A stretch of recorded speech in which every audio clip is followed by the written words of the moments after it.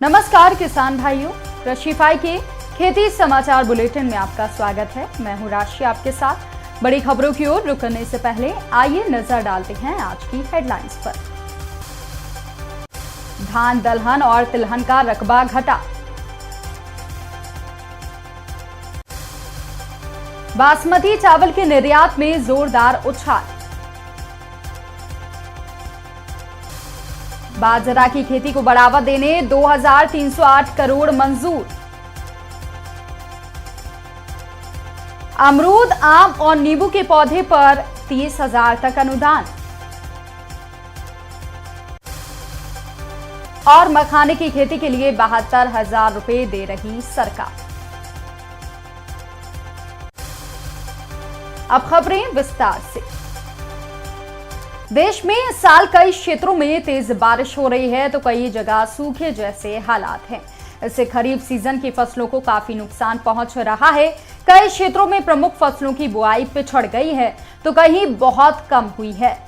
हाल ही में केंद्रीय कृषि मंत्रालय ने धान, दलहन, तिलहन, गन्ना, कपास और जूट आदि की बुआई के आंकड़े जारी किए हैं।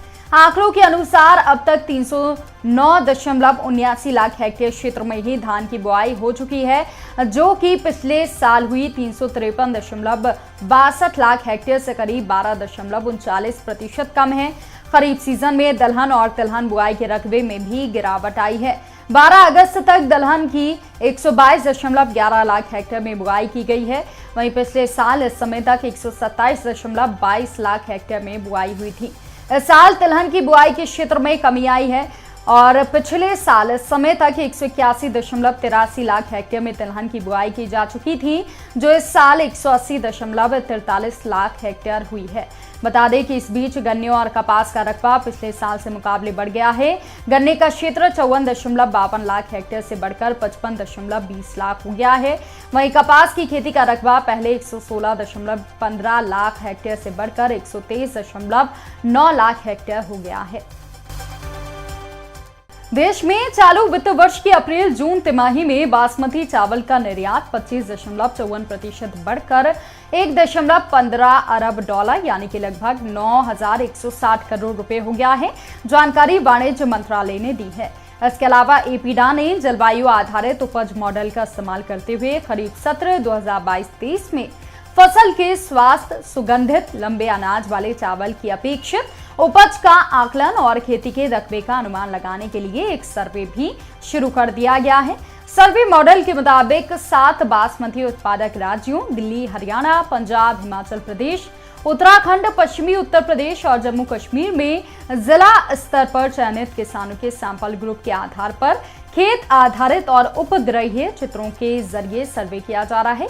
इसमें जीपीएस पॉइंट रिकॉर्ड किए जाएंगे। सर्वेक्षण में भाग लेते वक्त प्रत्येक किसान की तस्वीर ली जाएगी। बता दें कि पिछले 3 सालों में 12 अरब डॉलर के बासमती चावल का निर्यात किया जा चुका है।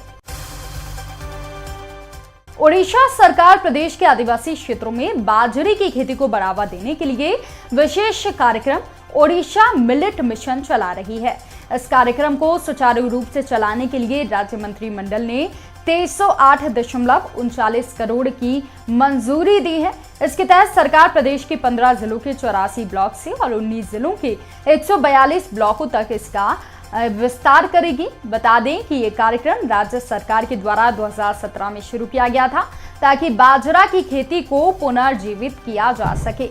ये कार्यक्रम सिविल सोसाइटी संगठनों, आशा नेटवर्क, राज्य सरकार, अकादमिक व स्थानीय गैर सरकारी संगठनों के बीच हुई चर्चा के बाद शुरू किया गया था।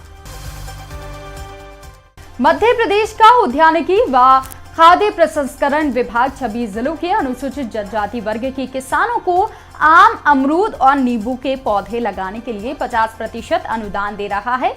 इच्छुक किसान उद्यानिकी विभाग की वेबसाइट पर जाकर आवेदन कर सकते हैं। योजना के तहत प्रदेश सरकार ने ड्रिप रहित पौधों की लागत 60,000 रुपए प्रति हेक्टेयर तय की है, जिस पर 30,000 रुपए प्रति हेक्टेयर अनुदान दिया जाएगा।